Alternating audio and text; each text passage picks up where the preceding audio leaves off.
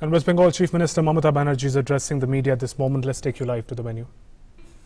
যে আমরা মনে রাখবেন বাংলার অসম্মানকে কখনই আমরা ছেড়ে দেব না। আমাদের আত্মমর্যাদা, আমাদের আত্মমর্যাদা বলে একটা জিনিস আছে, সেই আত্মমর্যাদাকে আঘাত করবার পর কোথায় অমিত শাহর বিরুদ্ধে ইলেকশন কমিশন অ্যাকশন নেবে, বিজেপির গুন্ডাদের বিরুদ্ধে যাদের বহিরাগত বাইরে থেকে নিয়ে এসছে, যারা প্রত্যেকটা হোটেলে আছে, গেস্ট হাউসে আছে, তাদের বিরুদ্ধে অ্যাকশন না নিয়ে বিদ্যাসাগরের মূর্তি যারা ভাঙলো তাদের পুরস্কৃত করলেন,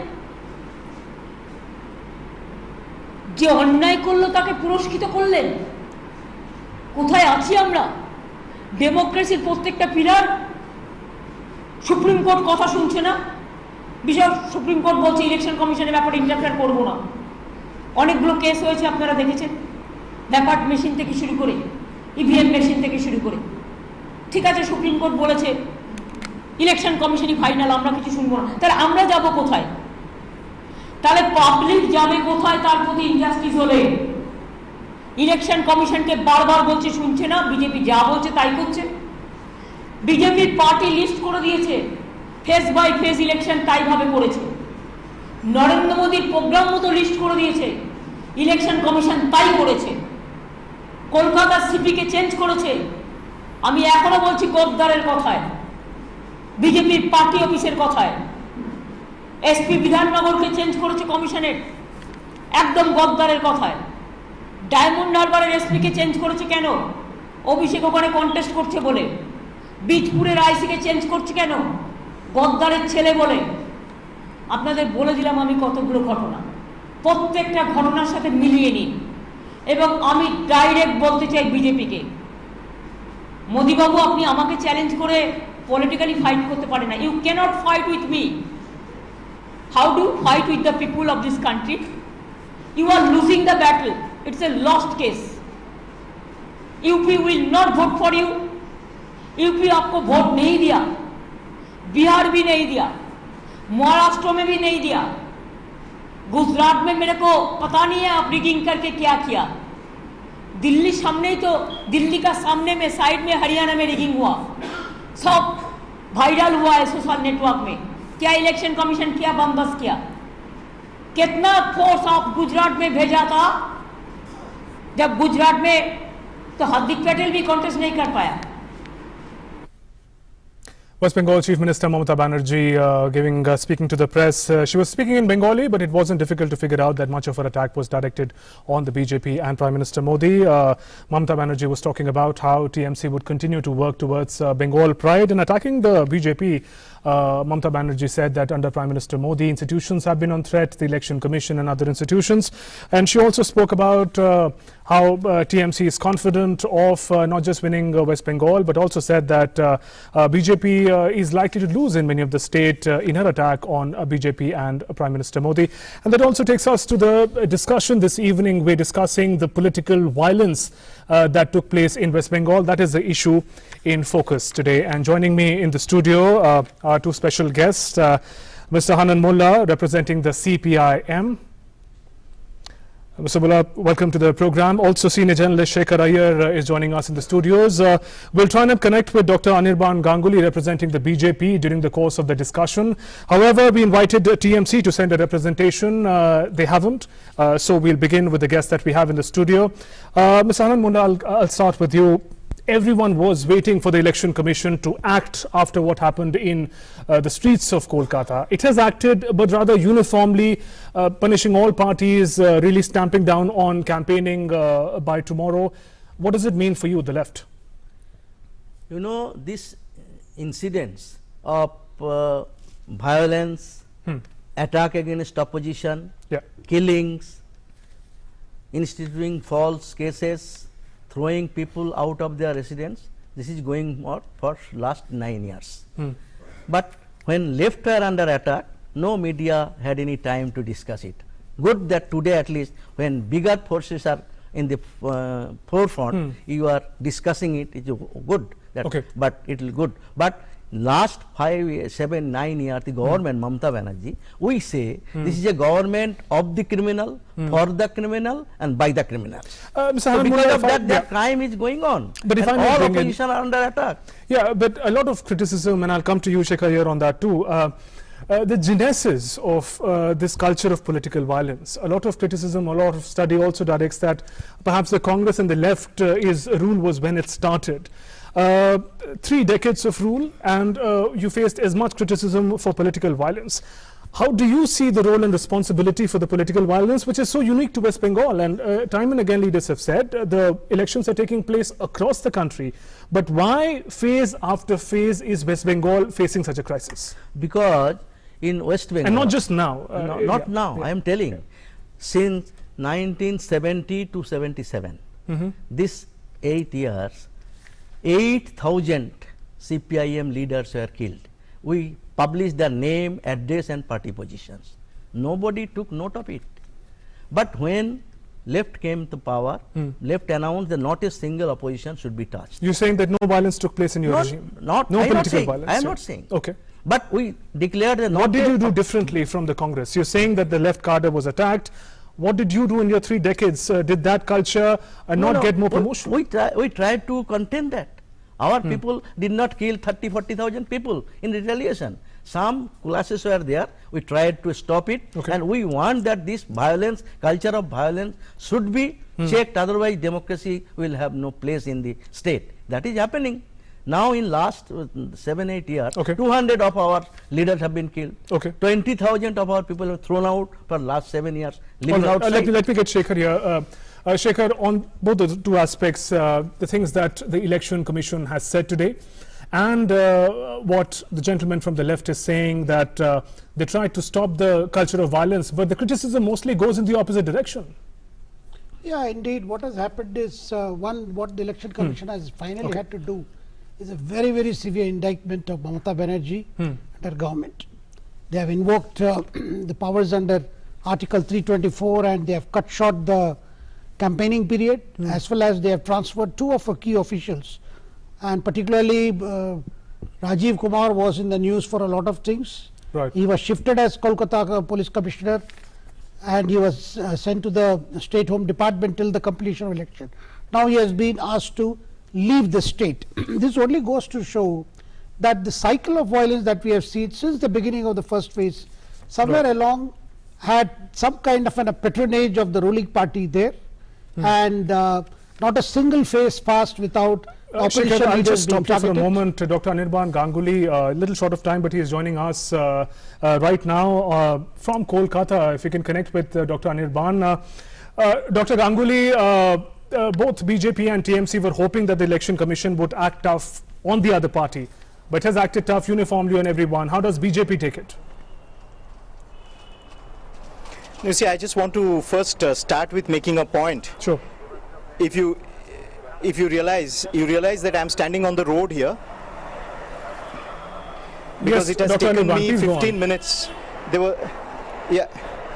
was an objection in the housing that the national broadcaster couldn't come and conduct a show there, and therefore I had to come out on the road and stand here and then participate in your show.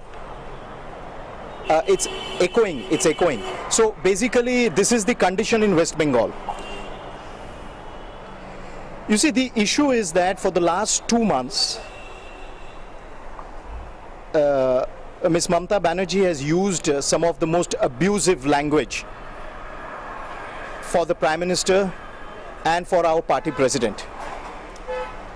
And I think it was high time that the ECI took note of it. And yesterday, the violence that took place in the road show was, I think, the height of,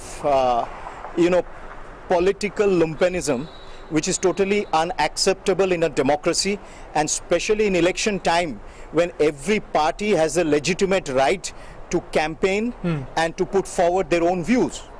What Mr. Shah was doing yesterday was a simple road show, and he has done it across the country in many states, and no states has witnessed such a scene as was witnessed yesterday.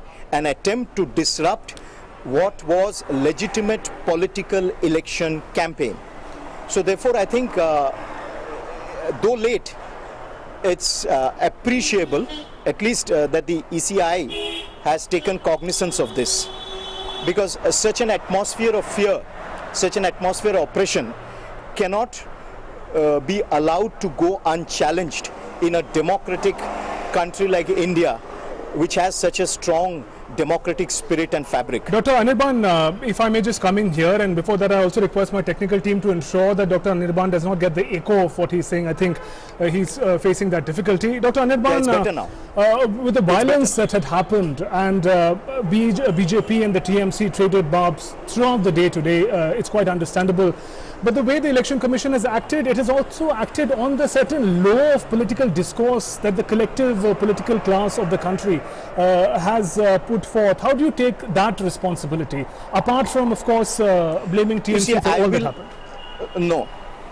No, what I do not take responsibility for, and my party does not take responsibility for abusive language, because we have not used that. In West Bengal, it has been the Trinamool Congress which has resorted to the most abusive language, where you have a sitting chief minister which says inchi mepe nebo, inch ka badla lenge. Is this the kind of discourse that we would like to see? I mean, is this the kind of level that we would like to sink? And and I'm sorry, it's not trading barbs and charges. We have been putting forward our view. In Vidyasagar College, our workers and our supporters could not enter Vidyasagar College because the gates were shut. So who were those who were inside? They were Trinamool Congress supporters. Who were those who vandalized the statue of Vidyasagar? That they were Trinamool Congress supporters, because they were inside the campus. We were not there. I undertook the Padyatra yesterday. I did the entire 7-kilometer stretch, starting from Dharamtala, from the KC Das right up to Swami Vivekanand's house. Okay. And as soon as we came in front of the university's gate, we were shown black flags. Why were we shown black flags? For what? We were not disturbing anyone. We were not irritating anyone. We were carrying out an activity which we are bound to, which we are authorized and entitled and within our rights to do so. So I think in no other state have you seen the kind of violence that one has witnessed in West Bengal. All right, Dr. Anirban, one more question before I turn to the guest in the studios. Prime Minister Modi has said that Mamata Banerjee's rule is past its expiry date. We also saw very significant voting taking place despite the ongoing violence across phases. You think the numbers are on your side? Absolutely, without doubt, because what is something very interesting is happening in West Bengal. It's that the ordinary voters are resisting any attempt at intimidating them or to any attempt at snatching away their mandate. And I think that comes out in the large turnout. And I'm certain that the numbers are on our side. We are not desperate. It is the ruling dispensation which comes across as desperate. Okay. We are not desperate at all. And you see, we are reduced to standing on the footpath. And we are reduced to standing on the footpath and holding a show with the national broadcaster. This is where we are all reduced to. Because a particular housing has a problem. They are scared. They do not want us to go and hold a simple discussion in their premises. So this is the prevailing atmosphere of fear. All right, Dr. Nibaran, but there I must also appreciate that you did come out to become a part of this discussion, but do continue to stay with us for a little while longer. Let me turn to Mr. Shekhar Iyer. Yes. Shekhar, sure. Both the parties really charging each other with what had happened in Kolkata. In such a situation, before an independent inquiry as and when can come out with the facts, what does it mean for the people of Kolkata, for the people of West Bengal at large, to respond to the kind of culture of violence that they, I don't know if I should say, are getting used to? Well, we did see during the Panchayat elections, that was a great eye-opener. Yes. We saw it last year, what was happening there. Candidates were not allowed to file nomination. They were attacked on the way to file nomination. And there was a unique sight of candidates from, Congress, left and BJP, even sometimes desiring to go together so that they are not physically armed. And then they moved to Kolkata High Court also with a similar pleas. They even came up to Supreme Court here. This all goes to show that and the responsibility also lies with the ruling party of Bengal and particularly with Chief Minister Mamata Banerjee. Okay. Mamata Banerjee came to power promising Parivartan, that she will undo whatever she said was terribly wrong during the CPM rule for 3 decades. But unfortunately what we saw was this culture of political violence, no matter when it started and how it got perpetuated, had got only worse under her tenure. And today what has happened is, we have seen through the 7 phases, brazen attempt at intimidating political parties, political candidates. It is not just that the BJP has been targeted. We saw the other day CPM candidate Mohammed Salim was targeted in the Raiganj area. Right. So therefore, you know, the whole idea is somehow intimidate the candidates, thereby you send a signal to the voters that, you know, you cannot, if we can do to the candidate, Shekhar, what that's can, exactly I mean, you what we're can trying see to what is the understand. fate It is of not it. just about who and when this political violence really started in West Bengal, but how is it that it continues to find so much ground across phases? Leaders have said that elections are happening across the country, but how is it that in every phase there is either a sporadic or a serious instance of violence happening in West Bengal, and not just now, but also, as I mentioned earlier, in the Congress and left regime as well? What is it about West Bengal that creates such a ground? Well, I think today, if we have to call spade the spade, it is simply happening because those who are in the helm of affairs feel that nobody can touch them, nothing can happen to them, they are not accountable to anybody, no matter whatever is the powers of the Election Commission, nobody can do anything to us. Without this feeling of brazen arrogance and the feeling that nothing can happen to us, only this kind of thing will go on. Because without a political sanction at the highest level, you cannot see this happening in every phase. And West Bengal is the only state where we hear voters are sending messages, say that please deploy more of central forces, have more of those booths covered, so that we are protected to come out and vote. Now, this is a very, very unfortunate scene. I think if you frankly ask me, though the suggestion that all elections should be held there under a spell of a central rule, but this looks like a fit case, because you don't listen to anyone, no authority, and no matter whatever you do, something will happen. All right, I think this is a very unfortunate. Dr. Anirban, I'll come to you again. We see a lot of protest marches took place by different political parties, the TMC and the left in Kolkata and Delhi. In fact, we had a silent protest by the BJP. That's important. Is that what the status of the opposition really symbolize in West Bengal, that you can't speak, either you don't get a chance to have your leaders' helicopters land, or go on. Absolutely, absolutely. Yes, you see, I want to second, I think Mr. Shekhar made that point. It's very true. I've been going around West Bengal for the last 2 months continuously, and practically have visited every nook and corner.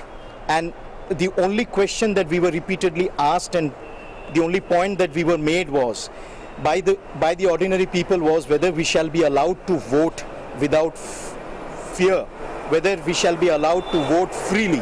This is the only demand that people made, and I think that's only fair that they make that demand. Number one. Number two is, you are right, there is this atmosphere of fear. People do not want to speak, they don't want to discuss, they don't want to come up with their positions and point of view, because tomorrow if you do so, you may be sent to judicial custody, you may be arrested, you may be detained, one never knows. There was a long tradition, there was a very rich tradition of wall cartoons during elections in West Bengal, and an entire narrative, political narrative evolved around those wall cartoons. And today, if you even share a meme of the chief minister, you can get jailed. So I think it's a very oppressive atmosphere, and I think this vote, this elections will be a liberating occasion. But Anirban, let me also bring you in as far as the BJP stake in this controversy is concerned. The court has also said that Priyanka Sharma is not an ordinary citizen alone. She represents a political party, and to share a morphed photograph at a time of elections is not done, and the court has also asked her to apologize. How do you take what the court has said on the matter? The court, if you have read it, the court has said that she needed to be released unconditionally. Which is correct. Called back her lawyer and said she needed to be released unconditionally. But I'm talking about the responsibility of Priyanka Sharma. Go on. The hundreds and thousands have shared that meme. I mean, where does, I mean, I'm not going to get into, because the Supreme Court has already given its observation. But where does it amount to divisiveness? That's what they're saying. Where does it amount to creating disruption? It's a legitimate political activity where you share cartoons. In fact, R.K. Lakshman's entire legacy is of cartoons. He started with Nehru and continued right up to the time he continued to live actively. I mean, what are we saying? how are we losing the flavor of democracy in this country? All right, Dr. Anirban, you think it's all right? So Let me also really get some beats me. point. Let me also get some point from the left. Mr. Hananullah, how do you see this? Left and BJP usually are in the opposite paradigm of Indian politics. But here, you both are talking about in the state being victim of TMC violence. What does it mean to you? This quarrel is staged in a planned manner.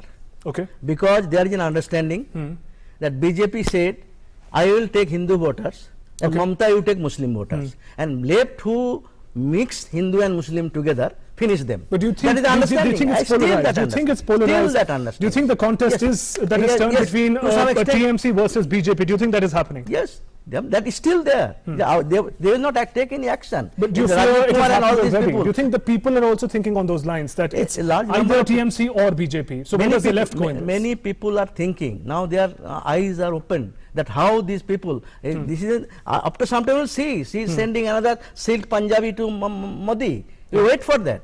This is going on for last 15 years. 4 governments he joined. Once you go and join with somebody and today you abuse and BJP government, if they are honest, they could conclude the that is Sarda Narda inquiry, because lakhs and lakhs of people are suffered. But BJP just keep the pressure only to make a compromise, and their compromise will be there.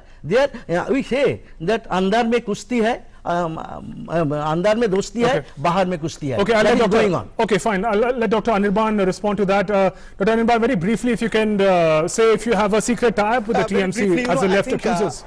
Yes. No. You know, I just want to, because Ananda is such a senior, he's a legendary leader from West Bengal. Growing up, we have always admired his dedication. But he is peddling a narrative which is outdated, which is not true. It's the BJP which has today emerged as the real opposition, the real contender standing against the TMC. So, you know, I think that narrative nobody is going to buy. The left is over. There is nothing left of the left in West Bengal. In fact, they have not been able to put in a coherent political strategy for the revival in the state. They are fumbling. They are ideologically depleted. Cadre-wise, they are depleted. There is a huge shift that is taking place. Right. So nobody is going to buy that narrative that Ananda is putting across. And I want to reiterate that it's the BJP which is very clearly emerging in West Bengal as the main contender, as the main opposition to the ruling Trinamool Congress. We are uncompromising in our statement, in our position, in our focus that West Bengal has to be rid of the Trinamool Congress, and the left doesn't figure anywhere at all in that. All right, the battle for West Bengal. All right, Shekhar Iyer, final comments from you. The political slugfest continues, and we also mentioned that Bengal has seen a significant voter turnout despite the instances of violence. In brief, how do you see this trend, and what do the 42 seats of Bengal and the ones that are going in the final phase really mean for the parliament? No, Bengal always had a good turnout. That has been one single thing, despite this cycle of violence that I've seen. But are they connected? Is it indicative of certain people's response to violence? No, you see, what has happened is people still feel that the most empowering thing there in Bengal today, given the kind of mess the state is in today, it is the vote that is the most empowering. It is the votes that can change their lives. Otherwise, things are in a kind of a dark and gloomy. Therefore, people still come out. People want paramilitary forces to come and guard the booths. People want the paramilitary forces to move about. And it is the state official, state machinery, which has been standing in the way of trying to ensure what the election commission wants. That is actually the pathetic story of Bengal today. The forces, the deployment is equivalent to what is there in Jammu and Kashmir today. But who will deploy them? Who will? Because the machinery itself has become so politicized today. It is very difficult to even ensure a free and fair poll through even that normal administrative machinery. That is the tragedy of Bengal today. All right, Shekhar Iyer, thank you for those final thoughts. And we'll have to wait and watch what the people of Bengal decide. They've been coming out in very encouraging numbers in the final phase 2. The expectation is that they will defy all odds and come out and speak their mind, and we'll know by 23rd of May What is it that the people of West Bengal mean? On that note, let me thank the guests who joined me today in the studios, and also from Kolkata, Dr. Anirban Ganguly. Thank you for joining us from the streets of Kolkata. Shekhar Iyer, thank you. Also thank you, Mr. Hanan Mullah, for joining us with your thoughts.